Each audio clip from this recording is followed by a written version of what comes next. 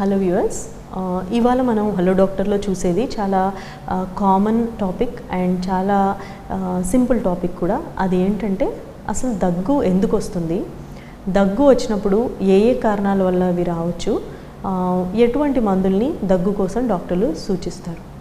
So దీనికి వెళ్ళే ముందు మనం ప్రీవియస్ టాపిక్స్లో చెప్పుకున్నట్టు దగ్గు, తుమ్ములు ఇవన్నీ కూడా ఒక రకమైన ప్రొటెక్టివ్ రిఫ్లెక్స్లే.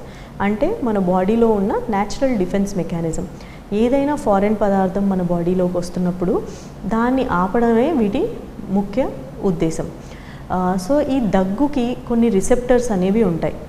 అంటే ఎక్కడి నుంచి అయితే ఆ సెన్సర్ని, అంటే ఆ బయట నుంచి ఏదో వస్తోంది లోపలికి అనో, లేకపోతే తెమడ అక్కడ ఎక్కువగా ఉందనో, లేకపోతే ఆ నరాలకి ఏదైనా ఇరిటేషన్ కలుగుతోందనో అవి చెక్ చేసే రిసెప్టర్స్ ఏవైతే ఉంటాయో వాటిని మనం కాఫ్ రిసెప్టర్స్ అంటాం. ఇవి మన ముక్కుతో మొదలుకుని గొంతు కింది భాగం, నెక్స్ట్ ట్రేకియా, మెయిన్ శ్వాసనాళం, ఆ పైన చిన్న చిన్న శ్వాసనాళాలు, అలాగా ప్రతి ఒక్క చోట, అంటే ఊపిరితిత్తుల్లో ఉన్న లాస్ట్ భాగమైన ఆల్వియోలై వరకు ప్రతి చోట ఈ కాఫ్ రిసెప్టర్స్ అనేవి ఉంటాయి. అలాగే ఇలాంటి కాఫ్ రిసెప్టర్లే మన చెవు భాగంలో, అంటే మధ్య చెవులో కూడా ఉంటాయి. అలాగే మన డయాఫ్రమ్ ఏదైతే మేజర్ కండరం ఉందో మన చెస్ట్కి అబ్డోమెన్కి మధ్యలో, దాంట్లో కూడా ఉంటాయి. అలాగే కొన్ని పొట్టలో నరాల్లో కూడా ఈ కాఫ్ రిసెప్టర్స్ అనేవి ఉంటాయి. సో ఎందుకు మనం ఎక్కడెక్కడ ఈ కాఫ్ రిసెప్టర్స్ ఉన్నాయి అన్నది చెప్తున్నాము అంటే, ఏ ఏ కండిషన్లో కాఫ్ రావచ్చు అనేది ఈ రిసెప్టర్స్ బట్టే ఉంటుంది. కాబట్టి ఇప్పుడు మనం చెప్పుకున్న ప్రతి ఒక్క చోట ఎక్కడ ఏ ఇబ్బంది ఉన్నా అది కొన్నిసార్లు కాఫ్ రూపంలోనే బయటికి లక్షణాలు మనకి కనిపిస్తాయి. సో సింపుల్ కారణాలతో మొదలుపెట్టి మనం చూద్దాం. ఎస్పెషల్లీ చిన్నపిల్లల్లో అసలు రొంప దగ్గు లేని పిల్లలు ఎవరూ ఉండరు. సో మనందరికీ తెలుసు, ఎప్పుడైనా ఏదైనా వైరస్ ఇన్ఫెక్షన్ వల్ల ముక్కులో రొంప కనుక స్టార్ట్ అయినప్పుడు ఫస్ట్ వాళ్ళకి కొద్దిగా స్రావం, వాటర్ లాంటిది ముక్కులోంచి కారుతూ ఉంటుంది. ఇంకా కొన్ని రోజులు పోయిన తర్వాత అదే కొన్నిసార్లు చిక్కబడుతూ ఉంటుంది. అదే తెమడ కింద ఆ పిల్లోడు దగ్గుతూ ఉంటారు. ఇవి మన ముక్కు అండ్ ముక్కు వెనకాల ఉన్న కాఫ్ రిసెప్టర్స్ స్టిమ్యులేట్ అవ్వడం వల్ల వస్తున్న దగ్గు.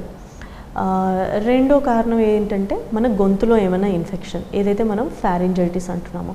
సో గొంతు వెనకాల ఏదైతే మ్యూకస్ ఉందో దాని మీద బ్యాక్టీరియా కానీ వైరస్ కానీ అఫెక్ట్ చేసినప్పుడు అక్కడ బాగా ఎర్రబడిపోయినట్టుగా అయ్యి గొంతు గరగర, గొంతు నొప్పి ఇవన్నీ ఉంటాయి.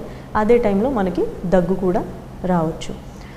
మూడో కారణం వచ్చేసరికి ఇంకా కొద్దిగా కిందికి, అంటే మన ట్రేకియా భాగం, ట్రేకియా శ్వాసనాళం ఏదైతే ఉందో అందులో కూడా ఎప్పుడైనా ఇన్ఫెక్షన్ కానీ ఇన్ఫ్లమేషన్ కానీ చేరినప్పుడు మనకి గొంతు చాలా సివియర్గా నొప్పిగా ఉన్నట్టు, అలాగే వాయిస్ చాలా బొంగురుపోయినట్టుగా ఉండి దాంతోపాటు దగ్గు లక్షణాలు కనిపిస్తాయి.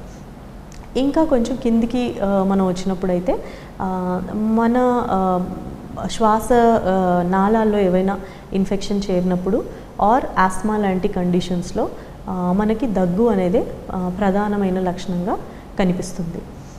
దాని తర్వాత మన ఊపిరితిత్తుల్లో ఏదైనా ఇన్ఫెక్షన్, అంటే నిమోనియా లాంటిది ఏదైనా చేరినప్పుడు అది కూడా మనకి దగ్గు రూపంలోనే లక్షణం కనిపిస్తుంది.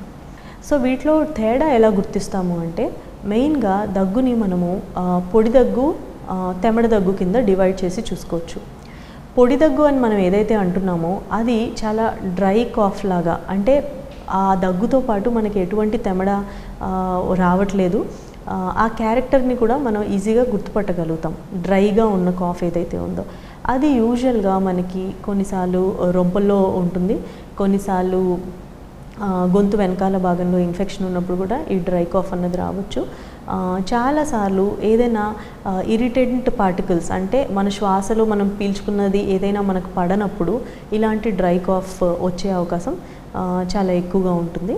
అలాగే చాలాసార్లు ఈ వైరల్ ఇన్ఫెక్షన్ తగ్గిపోయిన తర్వాత కొన్ని వారాల పాటు కూడా ఇలాంటి డ్రై కాఫ్ ఉండిపోయే అవకాశం ఉంటుంది.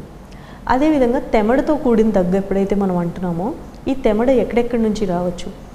పిల్లల్లో స్పెషల్గా కామన్గా మనం చూసేది ఏంటంటే, ముక్కులో చేరే ఇన్ఫెక్షన్స్ వల్ల వాళ్ళు పడుకున్నప్పుడు కానీ లేదా వాళ్ళు నార్మల్గా పొద్దున పూట కానీ ఆ ముక్కులోని స్రావాలన్నీ వెనక్కి వెళ్ళిపోయి గొంతులోకి అడ్డుపడుతున్నప్పుడు అదే దగ్గు రూపంలో ఆ పిల్లోడు, తెమడ దగ్గు రూపంలో ఆ పిల్లోడు దాన్ని ఐదర్ ఊయటం కానీ లేకపోతే మింగేయటం కానీ చేసే అవకాశం చాలా ఎక్కువ.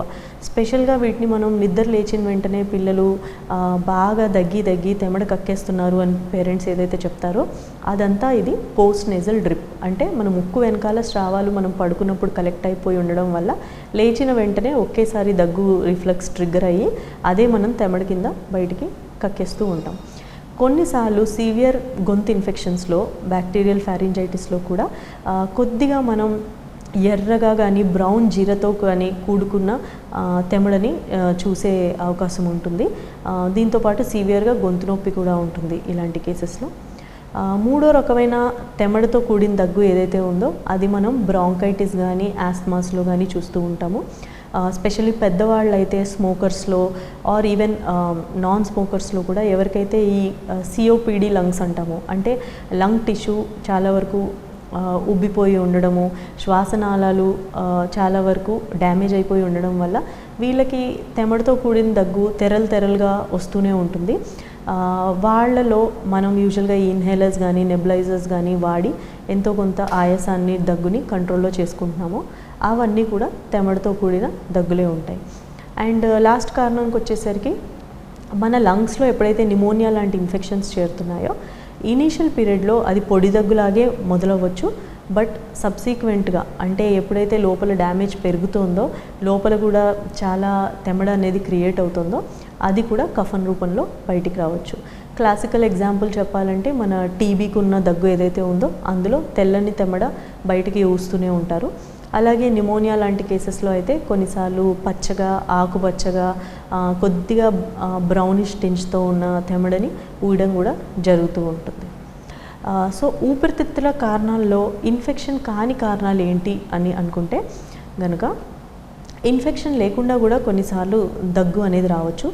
ఎవరికైతే ఊపిరితిత్తులు దీర్ఘకాలికంగా స్లోగా ఫైబ్రోజ్ అయిపోతున్నాయో వాళ్ళల్లో కూడా దగ్గు అనేది ఒక ప్రిడామినెంట్ కారణం ఉండొచ్చు.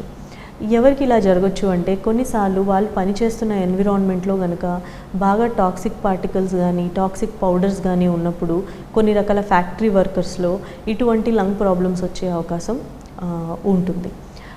అలాగే కొన్నిసార్లు పుట్టుకతో వచ్చిన కొన్ని లోపాల వల్ల కూడా వీళ్ళకి రిపీటెడ్గా లంగ్స్లో ఇన్ఫ్లమేషన్ ఉండి దానివల్ల తెమడ ఫామ్ అవ్వడము, లేదంటే జస్ట్ డైరెక్ట్గా లంగ్స్ అనేవి గట్టిపడిపోవడం అంటే ఫైబ్రోసిస్ అవ్వడం వల్ల వీళ్ళు కూడా దగ్గుతూ ఉండొచ్చు.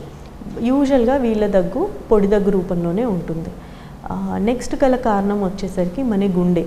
ఎప్పుడైతే గుండె పనితీరులో ఏదైనా లోపం ఉండి అది పంపింగ్ యాక్షన్ సరిగా చేయట్లేదో వాళ్ళకి ఆ బ్లడ్ అనేది లంగ్స్లోకి అవసరమైన మేర కన్నా ఎక్కువగా చేరుతూ ఉంటుంది. ఎందుకంటే ముందుకి పంప్ చేయలేకపోతుంది కాబట్టి వెనక్కి లంగ్స్లోకి ఆ బ్లడ్ స్పిల్ అవుతూ ఉంటుంది. దానివల్ల వీళ్ళకు కూడా ఆయాసం దగ్గు లక్షణాలు కనిపించవచ్చు. ఇది కూడా యూజువల్గా పొడి దగ్గు రూపంలోనే ఉంటుంది. నెక్స్ట్ కొంచెం రేర్గా ఎప్పుడైతే మనం డయాఫ్రమ్ కండరాలు పొట్టలో ఏదైనా ప్రాబ్లం ఉన్నప్పుడు కూడా ఒక లక్షణం కింద దగ్గును మాత్రమే కొన్నిసార్లు మనం చూస్తాం. ఇవి కూడా యూజువల్గా పొడి దగ్గులే ఉంటాయి. అలాగే చెవులలో ఇన్ఫెక్షన్ కానీ చెవులలో నీరు చేరినప్పుడు కూడా కొంతమందికి అది దగ్గు రిఫ్లెక్స్ని ట్రిగ్గర్ చేస్తూ ఉంటుంది. ఇది కూడా యూజువల్గా పొడి దగ్గు రూపంలోనే మనం చూస్తూ ఉంటాం.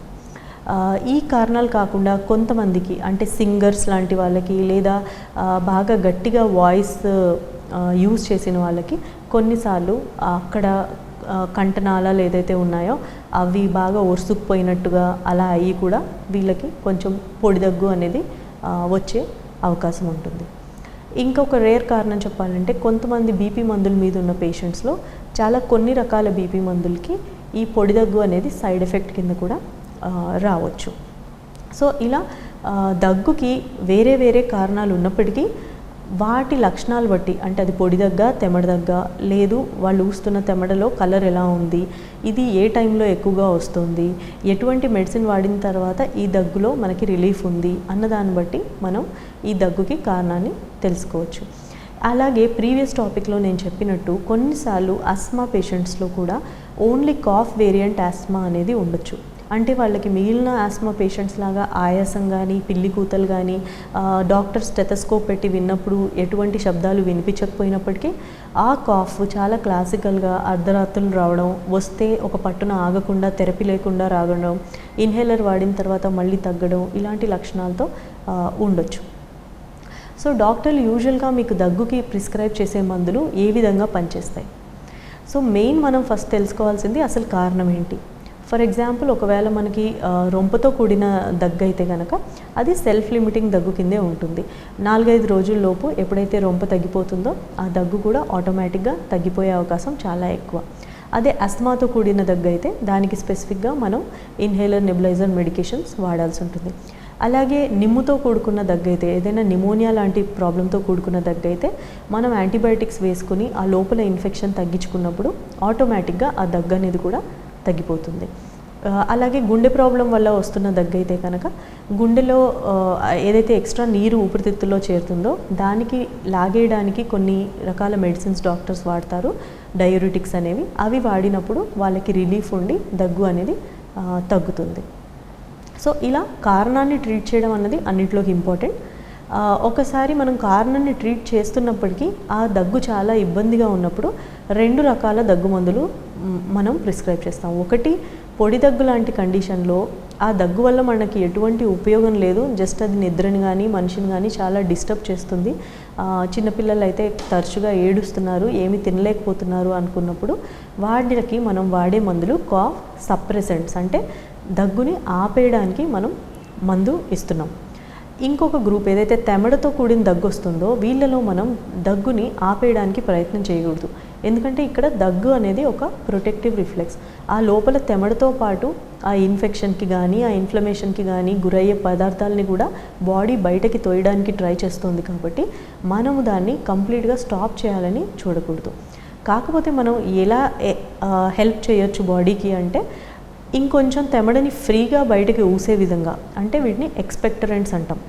వీటిలో ఉన్న మెడిసిన్స్ ద్వారా ఆ తెమడ మరీ టైట్గాను ఉండకుండా కొంచెం ఫ్రీ అయిపోయి ఐదర్ మనం బయటకైనా ఊయగలుగుతాము, లేదా దాన్ని మింగేసినప్పుడు మన పేగుల్లో కన్నా కలిసిపోయి మోషన్ ద్వారా అన్న అది బయటకు వచ్చే వీలుంటుంది. అలాగే శ్వాస నాళాల మీద కూడా వీటి ఎఫెక్ట్ ఉండడం వల్ల కొంచెం ఆ నాళాలు ఫ్రీ అయ్యి మనకి శ్వాస ఫ్రీగా ఆడే వీలుంటుంది. సో ఇలాంటి మందుల్ని మనం యూజువల్గా ఎక్స్పెక్టరెంట్ గ్రూప్ ఆఫ్ మందులు అంటాం. సో ఎటువంటి మందులు వాడాలన్నది మీకున్న దగ్గు బట్టి డాక్టర్ సూచిస్తారు. అందరికీ ఒకే రకమైన దగ్గు మందులు ఉండవు.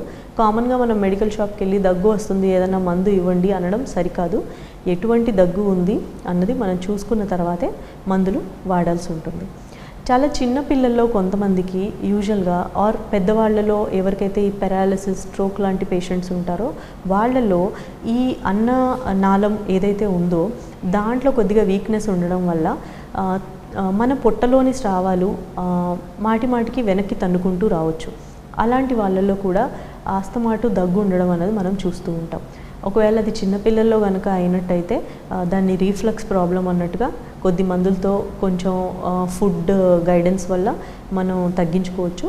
అదే పెద్దవాళ్లలో ఎవరికైతే ఇంకా రికరెంట్గా ఇదే విధంగా అవుతుందో వాళ్ళకి ఐదర్ గొట్టం ద్వారా ఫీడింగ్ ఇవ్వడం కానీ లేకపోతే పొట్టలోంచి ఏదైనా ట్యూబ్ ద్వారా ఫీడింగ్ ఇవ్వడం కానీ ఇలాంటి ఆప్షన్స్ గురించి ఆలోచించవచ్చు.